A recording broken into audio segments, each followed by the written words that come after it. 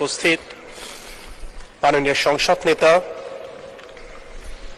মাননীয় বিরোধী দলীয় নেতা এবং সকল সম্মানিত সদস্যকে সালাম এবং শুভেচ্ছা জানাচ্ছি। আসসালামু আলাইকুম রহমতুল্লাহ।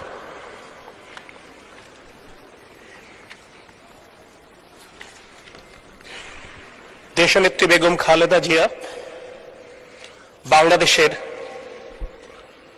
গণতন্ত্রের প্রতীক, যিনি অত্যন্ত মাঝ বয়সে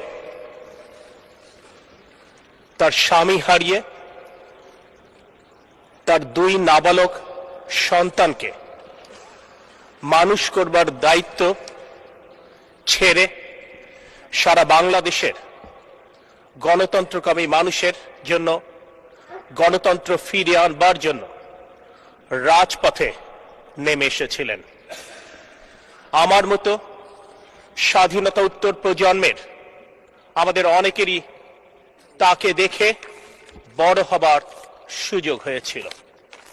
তার লড়াই, তার সংগ্রাম, তার আত্মত্যাগ, এই প্রত্যক্ষ করেই আমরা বড় হয়েছি এবং দেশের প্রতি, জনগণের প্রতি দায়বদ্ধতার শিক্ষা গ্রহণ করেছি।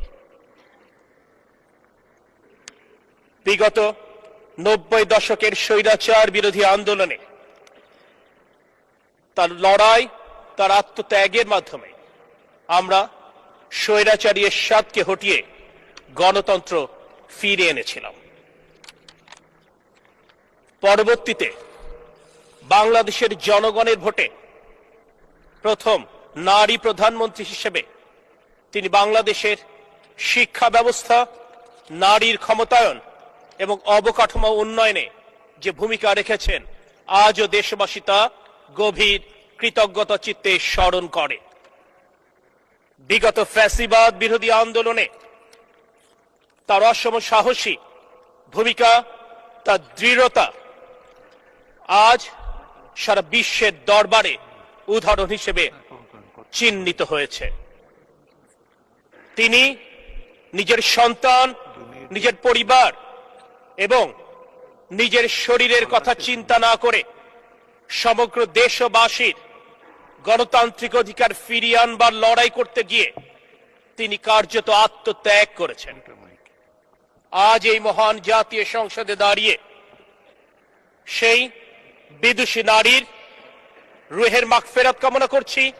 একই সাথে বাংলাদেশের গণতন্ত্রকামী মানুষের জন্য গণতন্ত্র ফিরিয়ে আনবার জন্য, বাংলাদেশের মানুষের আইনের শাসন ফিরিয়ে আনবার জন্য, মানবাধিকার সমুন্নত করবার জন্য তার লড়াই গভীর শ্রদ্ধা ভরে স্মরণ করছি।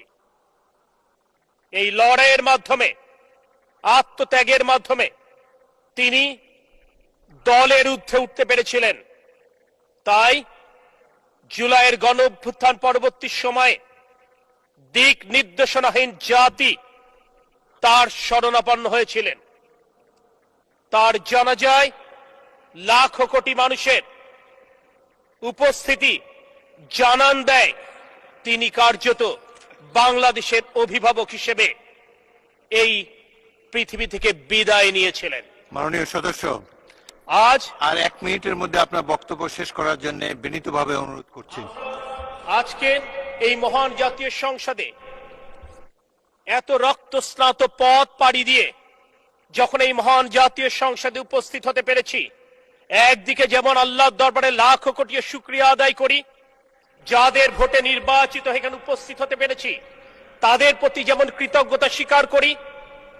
খুন, গুম, বিচার বহির্ভূত হত্যাকাণ্ড, শারীরিক মানসিক নির্যাতনের পথ হবে আজ গণতন্ত্র পুনরুদ্ধারের এই ক্ষণে আজ একদিকে যেমন তাদের প্রতি কৃতজ্ঞতা স্মরণ করি, একইভাবে আমাদের মা দেশনেত্রী বেগম খালেদা জিয়ার অবদানও কৃতজ্ঞ চিত্তে স্মরণ করি, তার রুহের মাগফিরাত কামনা করি। তার দেখানো পথে বাংলাদেশের স্বার্থ রক্ষার্থে আমরা আমৃত্যু অবিচল থাকব, এই কথা বলে আমি আমার বক্তব্য শেষ করছি। মাননীয় স্পিকার, আমাকে কথা বলবার সুযোগ দেবার জন্য আপনার প্রতি কৃতজ্ঞতা প্রকাশ করছি। একই সাথে মাননীয় সংসদ নেতা এবং মাননীয় সদস্যবৃন্দের প্রতি কৃতজ্ঞতা প্রকাশ করে আমার নির্বাচনী এলাকা 87 যশোর 3-এর জনগণ আমাকে এখানে আসবার সুযোগ করে দিয়ে তাদের পক্ষে কথা বলবার সুযোগ করে দেবার জন্য তাদের প্রতি কৃতজ্ঞতা প্রকাশ করে আমি আমার বক্তব্য শেষ করছি। আল্লাহ হাফেজ।